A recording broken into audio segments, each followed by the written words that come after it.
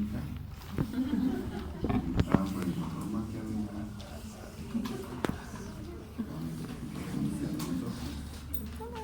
Al final vamos a pasar lista nuevamente porque es otra clase.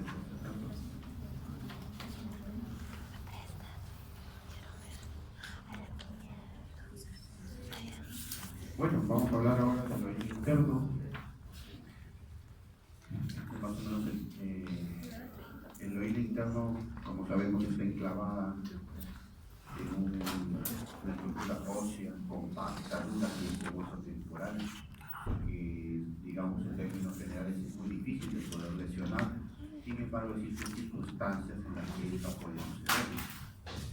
Por ejemplo, durante una parotiditis, durante la evolución de los seres humanos, se desgasta el órgano del guío por una presbiacusia, por el uso de algunos medicamentos como los aminoglucósidos, por ejemplo, la tuberculosis múltiple resistente, pueden dañar el oído interno, la exposición crónica a ruidos de los que trabajan en fábrica y no usan protectores, o los traumas acústicos, los que son de origen súbito de un momento a otro por ruidos muy fuertes. Este es más o menos el temario que vamos a desarrollar el día de hoy, más o menos como hasta las 5 de la tarde o 6 de la tarde estaremos hablando de los implantes cocleares.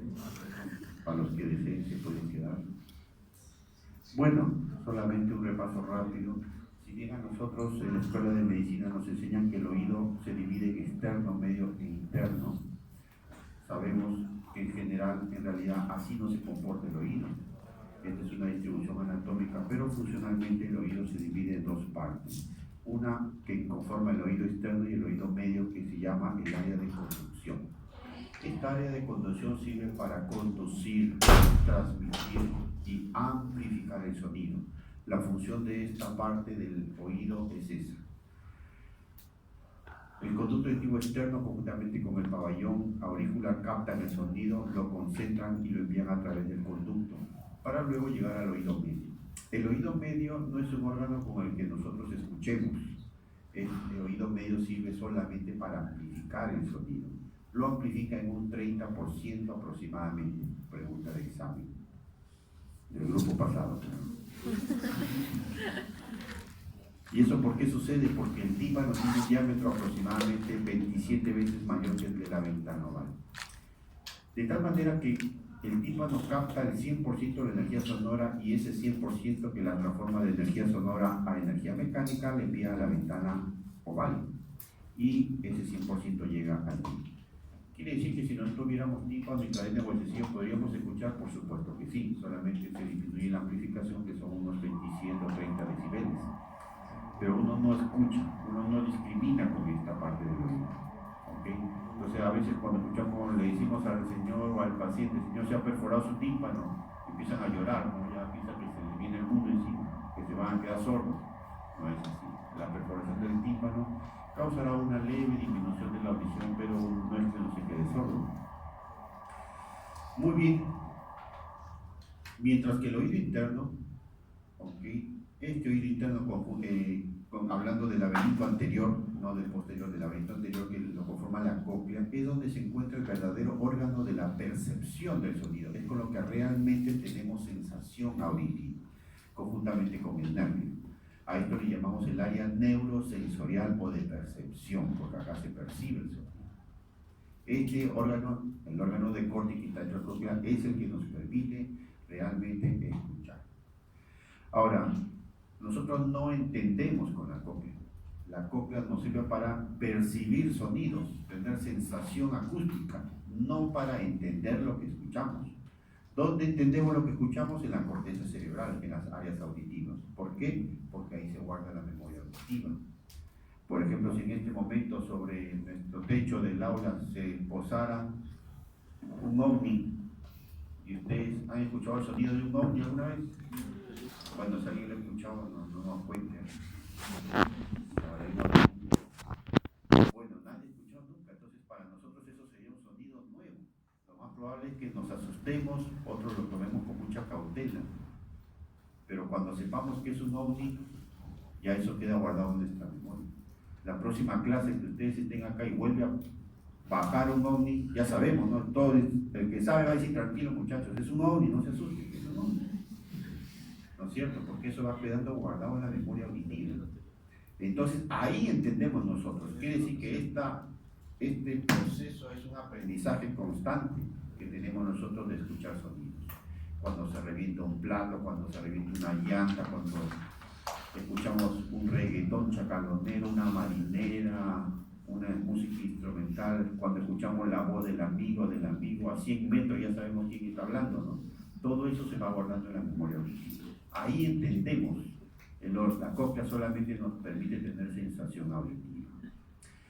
Muy bien, el laberinto anterior, que es el oído interno, está conformado básicamente por la cóclea. La cóclea es un órgano óseo, es un conducto óseo que está labrado dentro del hueso temporal. Y este conducto óseo está lleno de un líquido, que es el líquido perilinfático. Y dentro de este líquido perilinfático está flotando lo que llamamos el laberinto membranoso. Este laberinto membranoso, ¿okay?, es el que está flotando acá dentro de este conducto óseo. Este laberinto membranoso es un conducto que está también lleno de un líquido, conocido como el líquido endolinfático. Si hacemos un corte, acá podemos ver la cóclea que tiene unas 2 vueltas y media o 2 vueltas 3/4. ¿Ok? De esta manera que si le hacemos un corte vamos a ver que se divide en general en 3 partes al final. La rampa, que está en la parte superior, que es la rampa superior, la rampa inferior y la rampa media. ¿Okay? Estas rampas superior e inferior están llenas de un líquido que es el líquido perilinfático. Y la rampa media es la que está llena de un líquido conocido como líquido endolinfático. El líquido perilinfático es rico en potasio, en sodio, es rico en sodio, mientras que el líquido endolinfático es rico en potasio. ¿Okay? Pregunta de examen, el grupo antepasado. Buena suerte. Muy bien, entonces vamos a ver luego que aquí hay un intenso intercambio entre iones de sodio, potasio y calcio para permitir transformar la energía hidráulica en energía química. Acá tenemos un corte ya del órgano de Corti, donde vemos las células de Corti, vemos las células de la estría vascular acá, que es la zona por donde se nutre este órgano de Corti. Cuando el sonido viene desde la parte externa, entra por el conducto, impacta sobre el tímpano se mueve, ¿okay?, y de allí mueve el estribo. El estribo, tal cual ustedes soltaran una moneda en una piscina, cuando el estribo se mueve, mueve los líquidos perilinfáticos. Entonces se generan ondas dentro de este líquido perilinfático que van de la rampa superior hacia la rampa inferior. Pero el movimiento en ondas de este líquido perilinfático hace moverse esta membrana, conocida como la membrana de Reissner. Cuando esta membrana de Reissner se mueve, el líquido endolinfático también se mueve, formando ondas. Estas ondas que transmiten o llevan la energía sonora mueven esto que se conoce como la membrana tectónica. El movimiento de la membrana tectónica, que tiene contacto con las células ciliadas a través de unos cilios, ocasiona que se estimulen justamente estos cilios. El movimiento de estos cilios lo que ocasiona es que se abran los canales de potasio de las células ciliadas, ingresando potasio dentro de las células. El ingreso de potasio dentro de las células origina que las células abran lateralmente sus canales de calcio, haciendo que el calcio entre dentro de las células ciliadas. El ingreso del calcio es la gasolina que necesitan las vesículas que se encuentran dentro de las células ciliadas, que contienen un neurotransmisor, que es el glutamato. Entonces el calcio moviliza estas vesículas con glutamato hacia la base de estas células, llegan a la base y liberan el glutamato, que es el neurotransmisor, para estimular las dendritas de la primera neurona de la vía auditiva. De esa manera es como funciona este órgano auditivo. Y finalmente la neurona transmitirá la energía sonora hacia la corteza cerebral. más o menos así es como se mueve la membrana tectoria, estimula las cilias de las membranas de las células ciliadas, ingresa el potasio, luego ingresa el calcio, esto mueve las vesículas hacia las dendritas, conteniendo el glutamato. Bueno, hay una característica que tienen también las células, el órgano de Corti, que está dentro de la cóclea, y esto es lo que se llama la tonotopía coclear. La tonotopía coclear significa la distribución que tienen las células ciliadas y que están especializadas para captar un diferente tipo de frecuencia y de intensidad. De tal manera que hacia la base de la cóclea se captan las frecuencias agudas, desde 20.000 hasta 8.000. En la parte media de la cóclea se captan las frecuencias medias, por ejemplo 2.000, 1.500. Y en la ápice de la cóclea, en la parte más alta, en la colita, se captan las frecuencias graves. Entonces a esto le llamamos tonotopía coclear o auditiva. Muy bien, cuando se daña el oído interno o el nervio auditivo, vamos a tener algunos síntomas, por ejemplo la hipoacusia. ¿Y de qué tipo será la hipoacusia? De tipo neurosensorial. ¿Y cuando la hipoacusia es conductiva? Conductiva cuando se daña el área conductiva, es decir, el oído medio y el oído externo. Pero cuando se daña la cóclea o el nervio auditivo, le llamaremos hipoacusia de percepción o neurosensorial. También puede haber hiperacusia. La hiperacusia no es el antónimo de la hipoacusia, por ejemplo. La hipoacusia, ¿qué cosa es? La disminución de la audición. ¿Y la hiperacusia? El aumento. ¿Escuchas más? No. Cuando uno escucha más se llama audición total. Charly García, por ejemplo, lo habrán escuchado hablar de una audición total, ¿no? Escuchaba lo que hablaban a sus espaldas a 15 metros, ¿no? Entonces tenía una super audición de -5, llegando a -10. Entonces, eso es escuchar bien. La hiperacusia no, la hiperacusia es el aumento de la sensibilidad auditiva.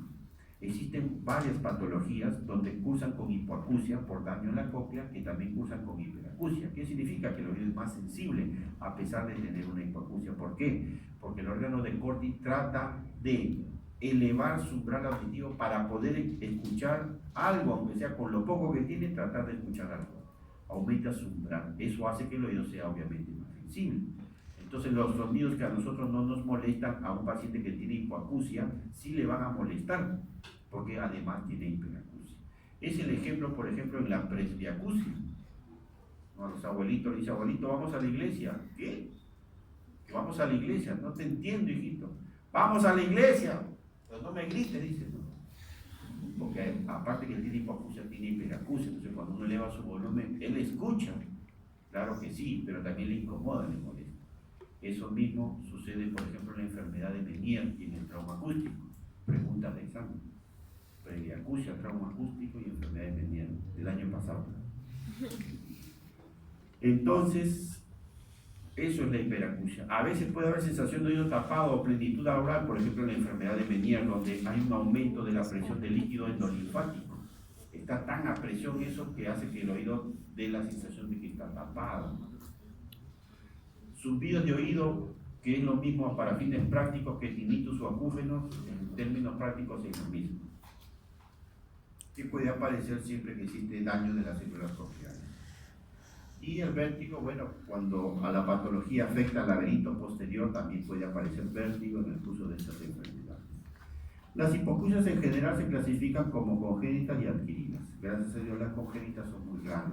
Dentro de estas, la más común es la displasia de Mondini, que es cuando solo al nacer se ha desarrollado la primera vuelta de la cóclea, es decir, el desarrollo embriológico de la cóclea se detuvo más o menos como a la 5ª semana de gestación, por una infección viral, por medicamentos, etc.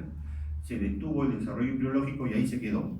Entonces cuando este niño nace, ya nace con un defecto auditivo. Hay malformaciones mucho más severas, como ven ahí en la clase de Michel, de Alexander, donde a veces no hay ni siquiera cóclea, o no hay oído interno, o no hay ni siquiera el conducto auditivo interno. Son muy raras estas patologías, pero pueden aparecer. Esta es una cóclea normal, se ve la primera vuelta con la ventana redonda acá, Este es el caso de una displasia de Mondini, donde vemos que solo existe la primera vuelta y luego termina en una cavidad quística. Esta es una displasia de Mondini y estos niños nacen ya con un defecto auditivo. La cavidad común es cuando no se llegó a formar nada de la cóclea, solamente se quedó como una cavidad. O la aplasia de Michel, la aplasia coclear, por ejemplo, acá no hay nada.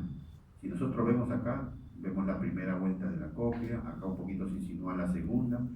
Aquí donde debería haber cóclea no hay nada, todo es hueso. Es más, no hay ni siquiera conducto auditivo interno, no existen ni siquiera nervios. Entonces, esta es una aplasia, no hay nada de cóclea, todo es compacto, todo es hueso, no se llegó a desarrollar nada. Estos niños obviamente nacerán con sordera total. Felizmente son raras. Lo normal es que todos, cuando nacemos, tenemos nuestro sistema auditivo indemne, pero por alguna circunstancia en el transcurso de la vida podemos perder la audición. Entonces ahí aparecen las sorderas adquiridas.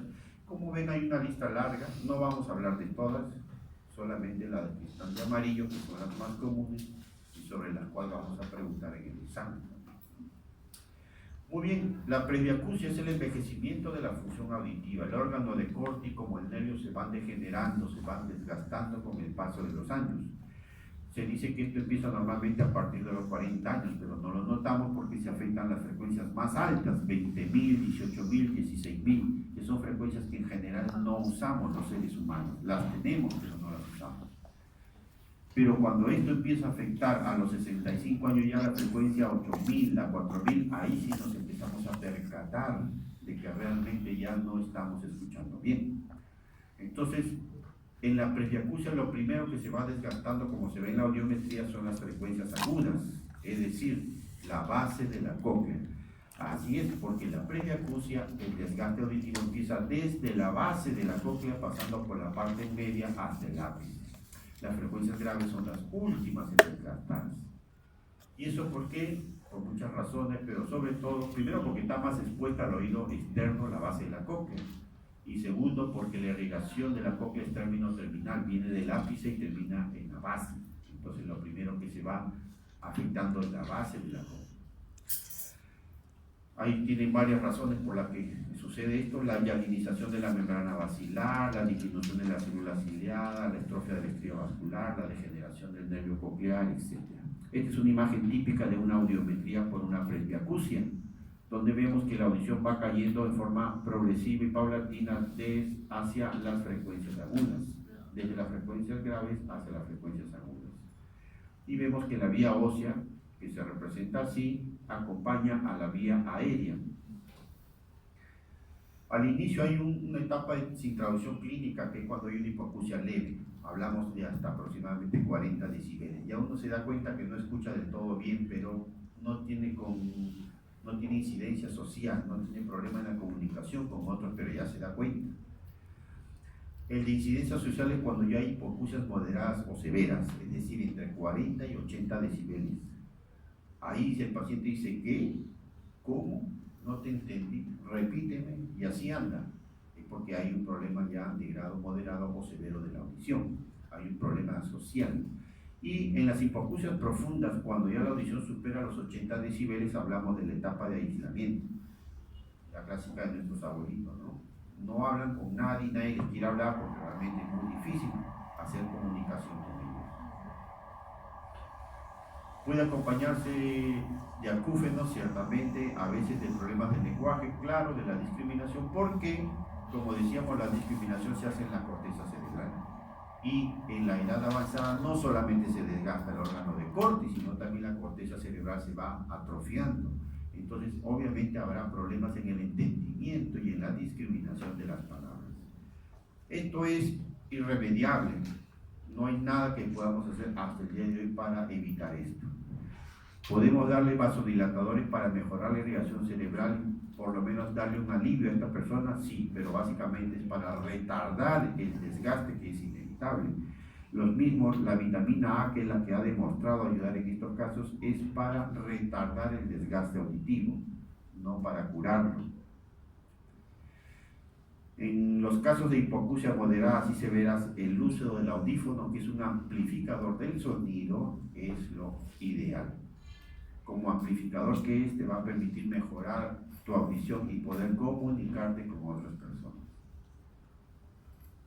El trauma acústico puede ser, es la exposición del oído interno al ruido, puede ser crónico, aquellos que trabajan en fábricas, por ejemplo, que trabajan con motobombas, que trabajan con ruido todo el día, los que trabajan en aeropuertos, etc. O el agudo, que es por una explosión, por una bala, la explosión de una llanta, un cohetón, etc. Ese es un trauma acústico agudo. El hecho real es que cuando el sonido supera los 80 o 85 decibeles, se producirá indefectiblemente el trauma acústico, que es el daño de las células ciliadas, provocada por la onda sonora. Sin embargo, el oído tiene un sistema de defensa, de amortiguación del sonido, pero esta amortiguación funciona de los 60 a los 80 decibeles nada más. Nuestra comunicación habitual va desde 35 a 50 o 55 decibeles. Algunos hablamos más bajitos, otros hablan más fuerte. Pero cuando ya se superan los 55 o 60 decibeles ya son ruidos un poco más altos. Pero el oído tiene un sistema de defensa para amortiguar estos sonidos solo hasta los 80 o 85 decibeles. ¿Cómo se llama este sistema de defensa? Se llama el reflejo estapedial. ¿Qué cosa es el reflejo estapedial? Lo que busca es evitar que el estribo se impacte en la ventana oval por la intensidad del sonido y que dañe las células ciliadas que están frente a él. Entonces, cuando un sonido llega, es captado por el tímpano, lo pasa a la cadena, luego lo pasa a la cóclea lo manda a los núcleos auditivos que están en el tronco encefálico. De allí, antes de que el sonido se haga consciente y que se vaya a la corteza cerebral, le manda un arco reflejo al costadito nomás que está el núcleo del séptimo par. El séptimo par responde a través de un arco reflejo, a través de un nervio que es el nervio del músculo del estribo. Este músculo del estribo que está en el oído medio se contrae, jalando el estribo de adentro hacia afuera, es decir, jala el estribo hacia la caja timpánica, de tal manera que se vuelve más rígida y evita que el estribo golpee el órgano de corte que está en la cóclea. Eso se llama el reflejo estapedial. Pero funciona hasta los 80 o 85 decibeles. Si viene un sonido más intenso de eso, indefectiblemente dañará el oído. Lo que se dañe del oído interno nunca más se recupera, se queda tal cual. Tenemos ahí uno de los sonidos más fuertes que existen, digamos, en nuestro diario vivir son las turbinas de un avión. Esos motores, por eso los que trabajan ahí tienen que usar protección porque si no se van a quedar sordos de todos modos. Entonces el tratamiento para estos casos es la prevención. Si ustedes saben que va a haber exposición al ruido, deben protegerse los oídos de todos modos. Bueno, siempre les cuento esta anécdota.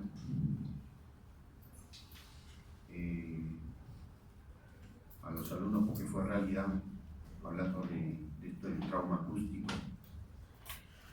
Acuérdense que antes que me olviden, no sale aquí la audiometría. La imagen típica del trauma acústico es la caída en la frecuencia 4000. ¿Okay? En realidad es en la 3000, pero la 3000 no la solemos medir. Entonces siempre se afecta la 3000 y la 4000, y la 4000 la detectamos. Es una caída brusca en la frecuencia 4000. Entonces, en una oportunidad estábamos haciendo audiometrías en el hospital y empezó a rotar un grupo y les estaba explicando esto de la audiometría, cómo se hacía. En fin, uno de sus compañeros dice: doctor, ¿me puede hacer una audiometría usted a mí? Por supuesto, claro que sí, son 50 soles. No tengo plata, lo siento, no es una beneficencia, le digo. Ya bueno, nos dio pena, ya bueno, vamos a hacer eso. Le hicimos la audiometría y resulta que salió un trauma acústico con una caída más o menos en 60 decibeles en la frecuencia 4000, que se recuperaba levemente en la 8000.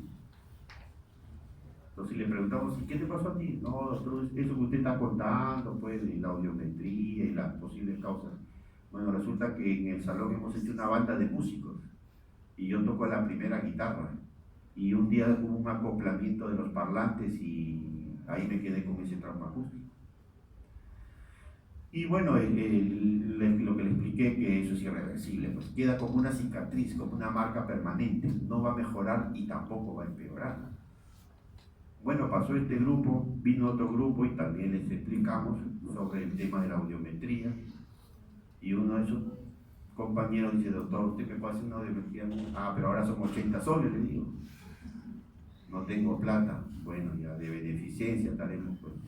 Le hicimos una audiometría y resulta que sale en la misma curva que su compañero. Tenía un trauma acústico, igualito, más o menos en 60 decibeles con un poco de mejoramiento en la 8000. Y le preguntamos, oye, ¿a ti qué te pasó? No, doctor, de ese caso que usted está contando al compañero, que el de la banda, sí, ya yo soy la segunda guitarra. Dice, sí, doctor, yo también estuve ese día que se acoplaron los parlantes. Él es la primera guitarra, yo toco la segunda guitarra y a los dos les dio su trauma acústico. Bueno, ya saben cuál fue la historia y nunca mejoraron, porque eso se queda tal como está. Así que mucho cuidado con los ruidos muy fuertes, sobre todo los que superen los 80 o 85 decibeles. Bueno, la sordera tóxica es la lesión que se produce en el órgano de Corti por medicamentos. Como hemos hablado, el órgano de Corti hay un intenso intercambio bioquímico entre sodio, potasio y calcio, ¿no es cierto? Ahí están las moléculas actuales. Si nosotros le damos medicamentos a esta persona que alteren esa bioquímica, ¿qué es lo que va a suceder? Las células se pueden dañar. Entonces, eso es lo que ocasionan los medicamentos ototóxicos. Alteran la bioquímica, el desarrollo natural y normal de estas células. Tenemos ahí algunas características. También pregunta de examen del primer grupo. Tiene unas características. La sordera tóxica, primero, que es bilateral. O sea, no porque te pongan estreptomicina te quedaste sordo de un oído y el otro no, eso no sucede. No, la estreptomicina no entra al cuerpo diciendo, bueno, voy a lesionar el oído derecho y el izquierdo no le voy a hacer nada. Eso no pasa. Entonces, la sordera por medicamentos es bilateral, si daña ambos oídos. La segunda característica es que suele ser simétrica. Es decir, las pérdidas auditivas son muy parecidas en ambos lados. Y la tercera, que existe una susceptibilidad individual, es decir, no porque tomes esos medicamentos te va a dar ototoxicidad, no. Hay un grado de susceptibilidad en las personas que todavía desconocemos. No sabemos exactamente a quién le puede dar y a quién no, por eso hay que estar preparados. Hay una larga lista, lo más importante, los aminoglucósidos, como la canamicina y la amicacina. La canamicina y la amicacina son básicamente cocleotóxicos, es decir, dañan más la cóclea que el sistema vestibular, mientras que la estreptomicina y la gentamicina son más vestibulotóxicos que cocleotóxicos, dañan más el área vestibular que la cóclea. Algunos diuréticos de asa, sobre todo la furosemida, los diuréticos osmóticos no, como el manitol, por ejemplo, no dañan la cóclea. Lo que se usa para la malaria, algunas quininas o cloroquinas, la aspirina, el ibuprofeno, algunos aires, dado en grandes dosis, pueden causar este daño. Y algunos medicamentos que se usan en el reumatismo, en enfermedades neoplásicas como el methotrexate, el cisplantino y etcétera, un montón de medicamentos. Lo importante es que cuando vamos a indicar estos medicamentos hay que saber y tener en cuenta que pueden ser ototóxicos y hay que darlos con mucha precaución por la posibilidad de daño en el oído interno. La hipoacusia súbita es cuando se va la audición de un momento a otro, de causa exactamente desconocida hasta el día de hoy. ¿Sí? Hasta hace un tiempo se pensaba que era un problema vascular, es decir, que la arteria auditiva se contraía y producía un espasmo auditivo. Pero las evidencias que hoy en día de pacientes que tuvieron sordera súbita en su vida y que donaron sus huesos temporales, espero que varios de ustedes donen sus huesos temporales para la ciencia.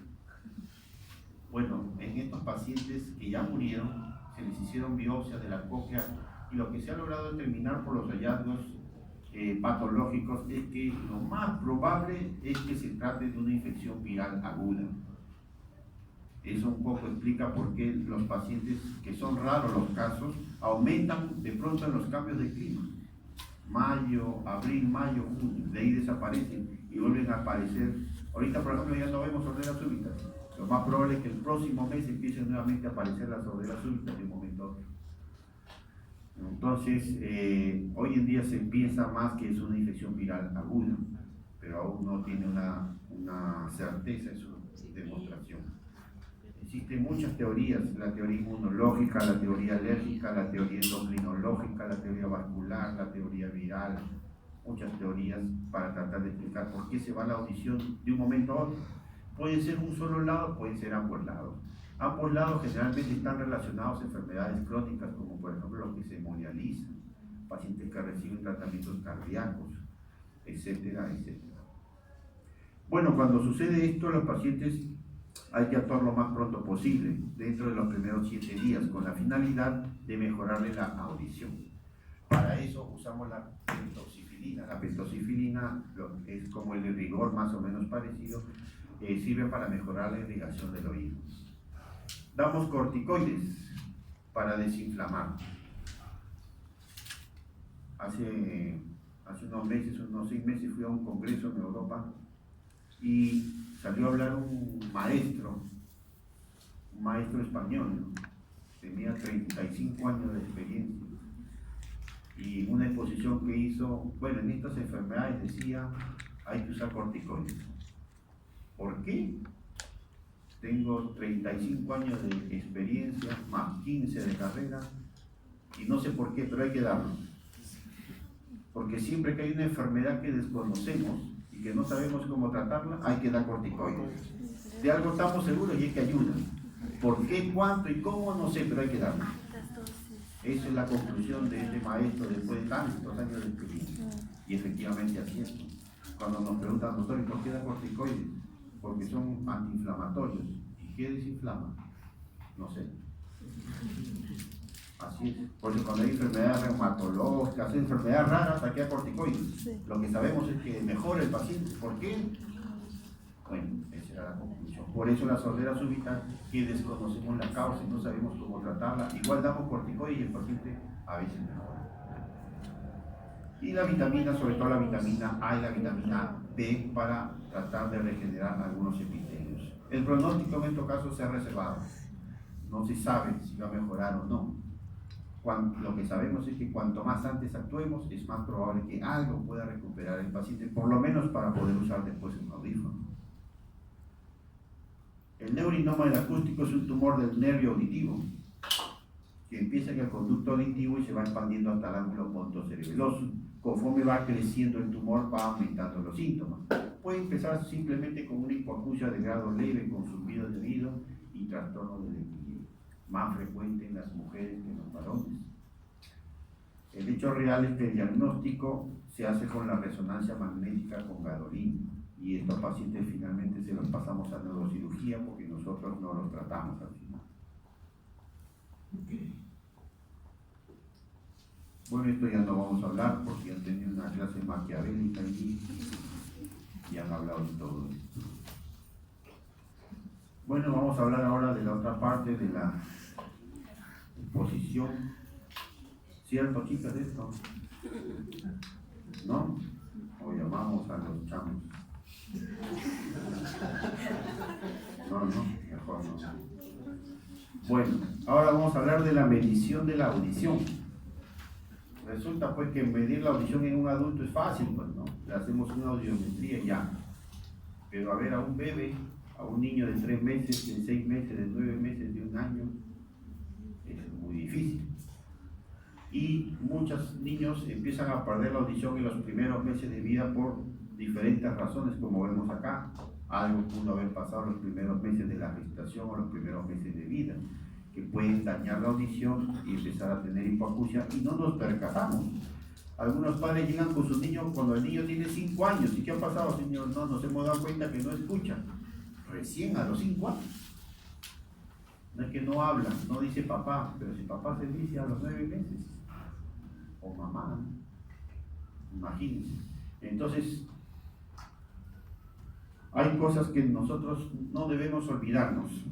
Siempre les doy este consejo. La clínica es importante a nosotros como estudiantes y como futuros médicos. No debemos olvidarnos de hacer clínicas. No de hacer clínicas para ganar plata, no, sino de hacer evaluación clínica, ¿me refiero? Muchos médicos de hoy ya no hacen clínica.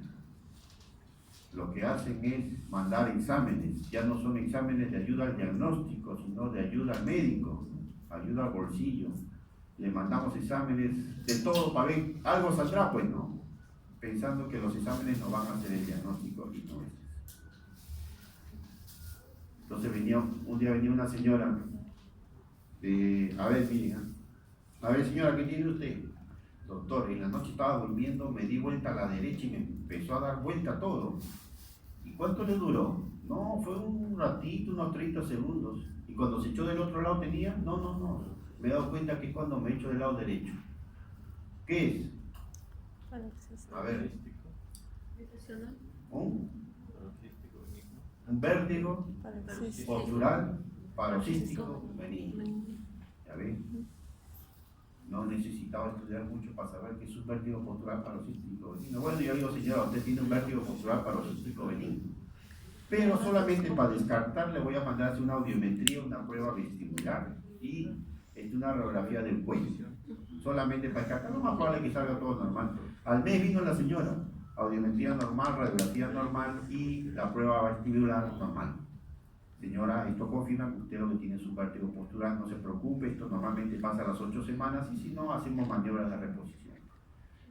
Ah, ya, me dice doctor, no se vaya a molestar, me dice, pero no es que desconfíe de usted, no, pero quería otra opinión y me fui a un centro médico, me vio un otoneurólogo.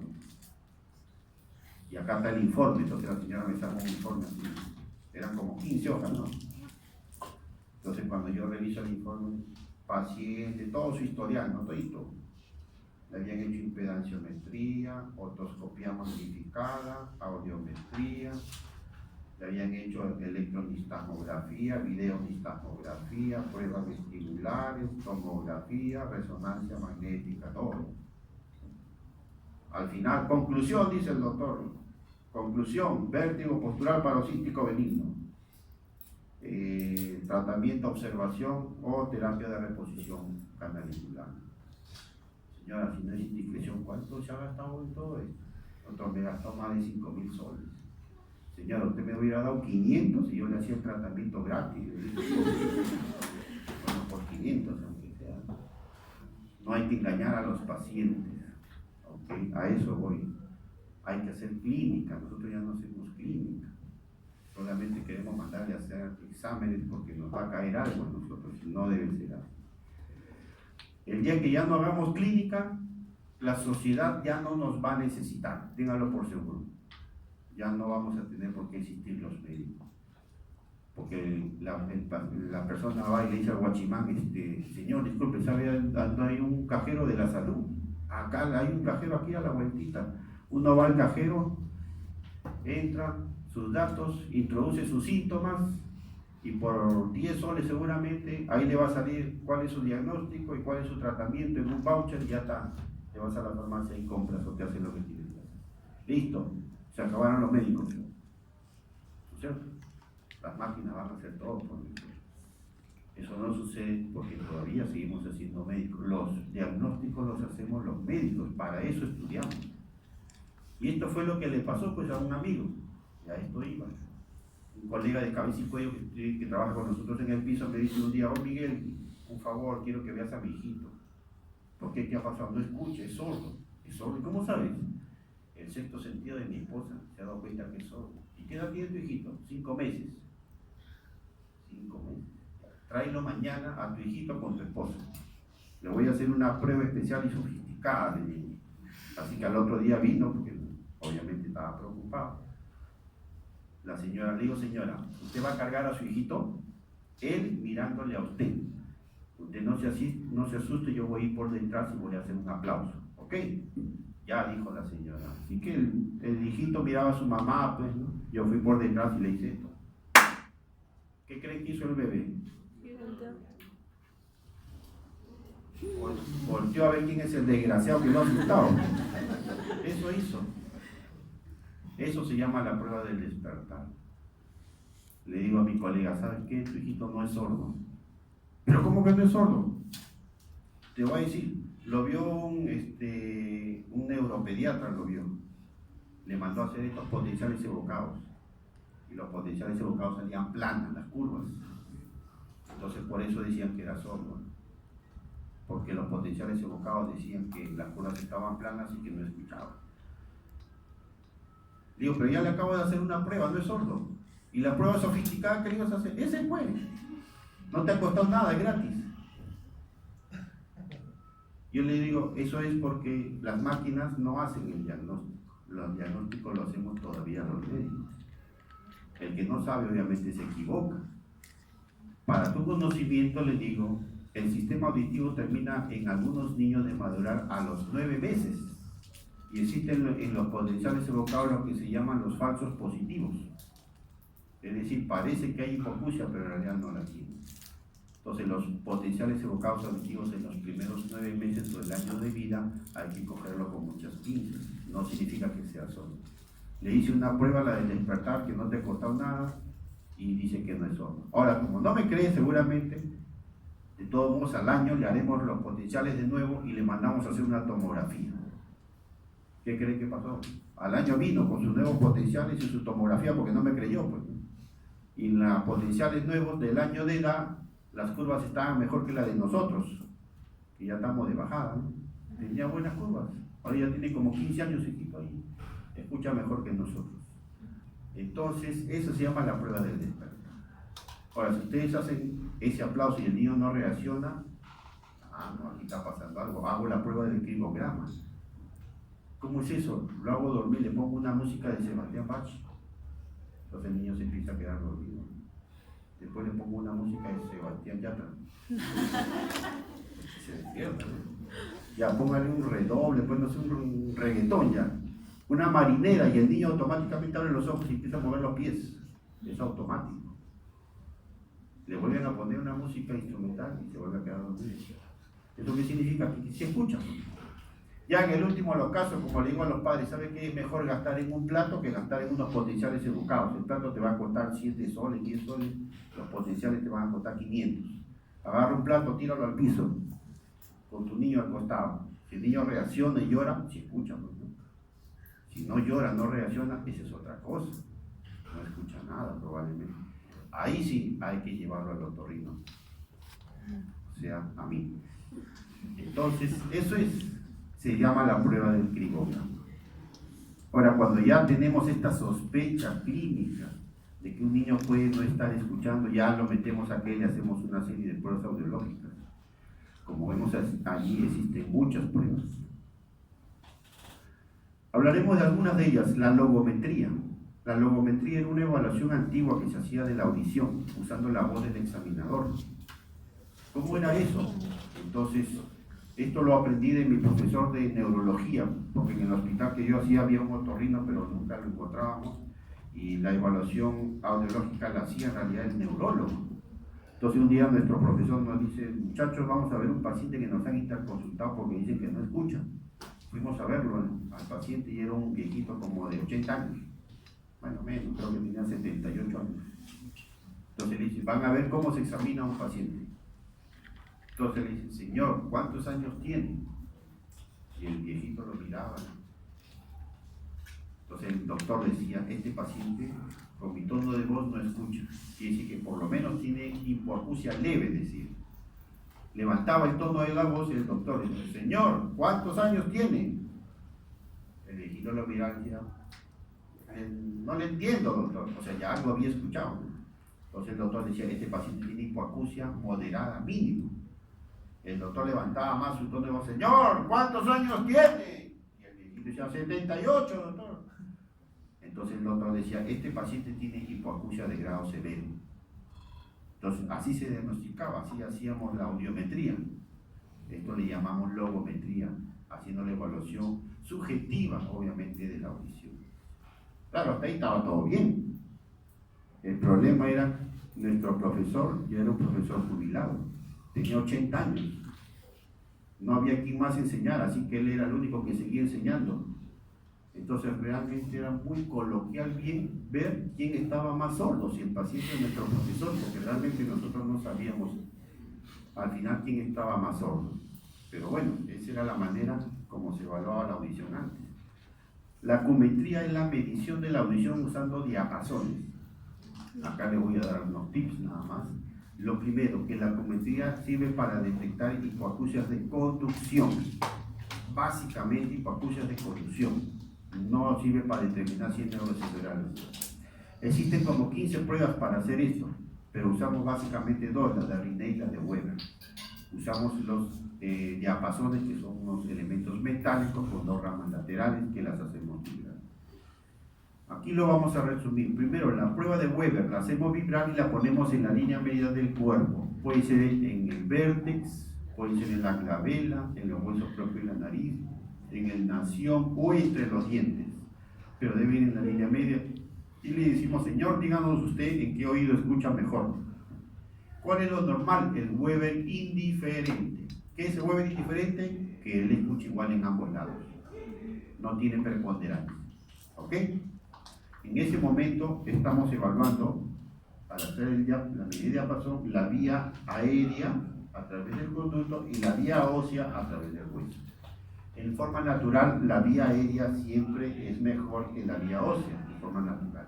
Pero desde el punto de vista físico, la vía ósea es mejor que la vía aérea. Pero la forma natural, como nos comunicamos nosotros, no es por vía ósea, sino por vía aérea. Ahora imagínense que este paciente tiene un tapón de cerumen acá en el oído derecho, está tapado. Y le hago el Weber y digo, Señor, díganos en qué oído usted escucha mejor. ¿Qué oído creen que escucha mejor? ¿El derecho o el izquierdo? Izquierdo. ¿El izquierdo? ¿El paciente va a levantar la mano izquierda? ¿Cierto o no? Falso. El paciente va a tener la sensación de que escucha mejor en el oído derecho. Es decir, en el Weber lateraliza, cuando es hipoacusia de conducción, lateraliza al oído enfermo. ¿Por qué? A ver, ¿por vía aérea pasa el sonido? No, está tapado. ¿Por vía ósea? Sí pasa. Por vía ósea pasa directamente y estimula la cóclea. Como en este momento la vía ósea está predominando sobre la vía aérea, entonces el paciente siente que en este oído escucha mejor en relación al oído contrario, porque la vía ósea de este oído está funcionando mejor. Por eso decíamos que físicamente la vía ósea siempre es mejor que la vía aérea. Entonces el paciente tiene la sensación de que escucha mejor en el oído derecho. ¿Por qué? Porque en ese momento la vía ósea del oído derecho está siendo mejor que la vía ósea del oído izquierdo. Entonces a eso le llamamos hipoacusia de conducción. Conclusión, en la hipoacusia de conducción el Weber lateraliza al oído izquierdo. Si yo quiero demostrar que eso es cierto, le hago la prueba de Rinne. Hago vibrar el diapasón y se lo pongo frente al oído. Normalmente el diapasón, por poner un número, va a vibrar 40 segundos. Si el paciente está normal, cuando pasan los 40 segundos, el paciente me va a decir, doctor, ya no escucho el diapasón. En ese momento se lo pongo sobre la mastoides. ¿Escuchará o no? ¿Escuchará o no? No, ya no escucha porque el diapasón ya no vibra, ya pasaron los 40 segundos. ¿Ok? Ahora imagínense que el paciente tiene un tapón de cerumen acá, en el oído derecho. Le pongo el diapasón y le digo, Señor, cuando ya no escuche nos avisa. A los 10 segundos el paciente nos va a decir, doctor, ya no le escucho el diapasón. En ese momento se lo pongo sobre la mastoides. ¿Escuchará o no? Claro que sí, va a escuchar porque todavía tiene 30 segundos para vibrar el diapasón. ¿Y por qué va a escuchar? Porque en ese momento la transmisión por vía ósea es mejor que la transmisión por vía aérea que nos está dando. ¿Se dan cuenta? Entonces en la hipoacusia de conducción el Rinne se vuelve negativo. Positivo en lo normal y negativo en lo anormal. Entonces, conclusión, en la hipoacusia de conducción el Weber lateraliza al oído enfermo y el Rinne es negativo. ¿Ok? Para eso sirven los diapasones. Bueno, la toscopía, nos salen las imágenes, acá se ve una otitis media aguda, tímpano congestivo, edematizado, con el oído medio lleno de pus, tratando de salir y romper el tímpano. Esta es una perforación timpánica amplia, se puede visualizar el martillo, el yunque, el estribo, la ventana redonda, la ventana oval estaría acá y la trompa de Eustaquio, por ejemplo. Y esta es la imagen de una perforación timpánica que ha sido operada y vemos cómo se ha reconstruido totalmente el tímpano a través de una timpanoplastia. La impedanciometría que sirve para evaluar el oído medio, básicamente cuánto se mueve el tímpano y si es que hay indemnidad en el movimiento de la cadena de huesecillos. Para esto usa dos parámetros, la movilidad del tímpano y la presión del oído medio. No los voy a marear mucho con esto. pero solamente para que entiendan esto, es una curva tipo A normal. ¿Qué significa? Que el tímpano se está moviendo dentro del rango normal y la presión del oído es normal. ¿Y cuánto se debe mover un tímpano? Entre 0,5 y 1,5 milímetros normalmente. ¿Y cuál debe ser la presión normal? De menos 100 a más 50 decapascal, que es una unidad de medida de milímetros de agua. Si esta curva cae dentro de estos dos parámetros, acá se mide la presión y acá se mide la movilidad del tímpano. Si cae dentro de este rango, un cuadrito acá, eso es normal. Cuando esta curva, el pico, sale de este cuadrito, ya hablamos de diferentes patologías. Entonces, básicamente la impedanciometría sirve para evaluar la función del oído medio y el reflejo estapedial. Esta curva tipo B, por ejemplo, es típico de una otitis media serosa. La tipo C es de una disfunción tubárica. La tipo AS es de una autoesclerosis, por ejemplo. La tipo AD es de una disrupción de la cadena osicular. Entonces la impedanciometría nos da una foto del momento de cómo está funcionando el oído medio. Sirve para las difusiones tubáricas, las otitis serosas, todas las patologías del oído medio, autoesclerosis, disrupción de cadena, etc. Bueno, la audiometría es una prueba que se hace en una cabina sonoamortiguada. El audiograma es el reflejo de la cóclea. Si nosotros estiramos la cóclea, en realidad lo que obtenemos es el audiograma, donde aquí está el ápice de la cóclea, aquí está la parte media de la cóclea y aquí está la base de la cóclea donde están las frecuencias agudas. Nosotros evaluamos dos cosas, la vía aérea y la vía ósea. La vía aérea para determinar cuál es el grado de pérdida auditiva y la vía ósea para determinar cuál es el tipo de pérdida auditiva. El grado está acá escrito en sus diferentes grados: leve, moderado, severo, profundo o hasta que no escucha nada, o el tipo que se hace con la vía ósea puede ser conductiva, neurosensorial o mixta. Esta es una curva normal. Las curvas que están por encima de 25 se consideran normales. En rojo al oído derecho y en azul a la izquierda. Acá tenemos el ejemplo de una hipoacusia de conducción, donde vemos que la vía aérea es el 50%, pero la vía ósea está normal. Como la vía ósea examina la cóclea, la vía ósea nos está diciendo que la cóclea está normal. Por tanto, si este paciente tiene una disminución de la audición, no es del oído interno, es del área de conducción. Por eso es que a esto le llamamos hipoacusia de conducción. Esto es el ejemplo típico de una hipoacusia neurosensorial, porque vemos que la vía aérea ha caído por debajo del nivel normal, pero va acompañada de la vía ósea. Si la vía ósea está caída, quiere decir que hay un daño coclear. Y cuando va junta de la mano con la vía aérea, decimos que es de tipo neurosensorial, es decir, el daño del oído interno o del nervio auditivo. Y la hipoacusia mixta, que es esta donde vemos que la vía aérea está caída, la vía ósea también, pero no va junta de la mano con la vía aérea. Hay una diferencia de unos 30 o 40 decibeles. Esto era una hipoacusia conductiva como la que vemos acá, que es un problema del oído medio o externo, pero que con el tiempo se ha ido dañando el oído interno. Y al dañarse el oído interno, la vía ósea empieza a caer.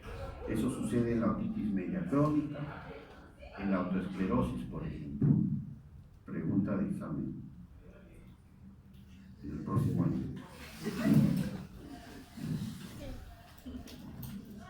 De repente me animo. Entonces, bueno, la logometría ya es una prueba para medir la discriminación de las personas. Decíamos que con el oído interno uno tiene sensación auditiva, pero no entiende. ¿Dónde entiende uno? En la corteza. Es decir, que hay que ver si hay daño retrococlear. La logoaudiometría es una prueba retrococlear. Tenemos esquemas de 100 palabras y de 25 palabras. Por ejemplo, el de 100 palabras, para que nos puedan entender mejor. Le vamos pasando 100 palabras y el paciente las tiene que repetir. Lo normal es que de las 100 palabras, pues nos equivoquemos ya máximo, en el peor de los casos, 10. Y eso se considera normal. ¿Ok? O sea, estamos hablando de un 10% que podríamos fallar. ¿Cuánto se considera o hasta cuánto se considera una buena discriminación? Hasta los 60 decibeles, hasta el 60%. O sea que de 100 te equivoques 40. y responda 60 buenas, hasta eso es una discriminación buena. Menos de 55 ya es una mala discriminación. O sea que de 100 palabras solamente repitas bien 40 o 30 es una mala discriminación.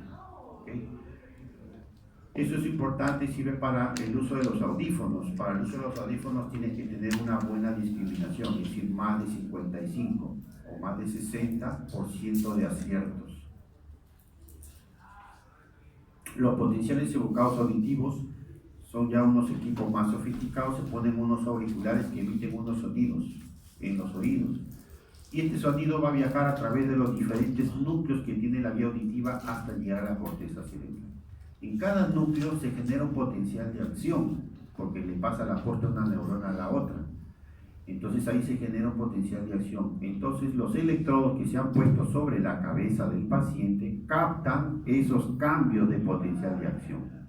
Los sonidos van pasando por el oído y estos electrodos en la cabeza van captando los diferentes cambios que se producen en los núcleos. Esto va a generar una curva como esta. Son 7 núcleos por los que va pasando la vía auditiva hasta llegar a la corteza cerebral. Entonces nos permite evaluar toda la vía auditiva desde la cóclea hasta la corteza cerebral y ver si en alguno de ellos existe un problema que haga que la persona no escuche bien. Aquí hay varias indicaciones donde se pueden hacer. Por ejemplo, la audiometría no se puede hacer porque es una prueba donde necesita la colaboración del paciente. No se puede hacer un niño de 3 años, de 2 años, no colabora. Entonces ahí entran los potenciales evocados. Pero tener en cuenta que los primeros 9 meses de vida pueden haber falsos positivos. Un niño con Down, un niño con afasia, paciente en estado de coma, no podemos hacer audiometría. Entonces ahí podemos hacer los potenciales evocados auditivos. Muy bien, y lo último, las emisiones fotoacústicas, es lo último en inventos. Las células ciliadas que están dentro del líquido linfático cuando reciben sonido se mueven. Las células ciliadas se mueven al ritmo del sonido. Este movimiento genera un sonido dentro de este líquido, claro que sí, tal cual ustedes mueven los pies cuando están buceando en una piscina, por ejemplo. Entonces, ese movimiento dentro de la piscina genera un sonido, claro que sí. Igual las células ciliadas, cuando se mueven dentro del líquido linfático, generan un sonido. A eso le llamamos emisiones fotoacústicas. Un grupo de investigadores inventó un equipo con un ultramicroscopio, un ultramicrófono que capta este sonido. Entonces, ¿cómo funciona el equipo? Le ponemos un auricular, le pasamos un sonido y vemos si hay un eco, si hay una respuesta. Si esta respuesta está, entonces el oído funciona normal. Si no está, no funciona normal. Pero básicamente sirve para evaluar la cóclea, entonces. Sirve para hacer el screening, porque esto sí se puede hacer desde el primer día de nacido, ya podemos saber si un niño escucha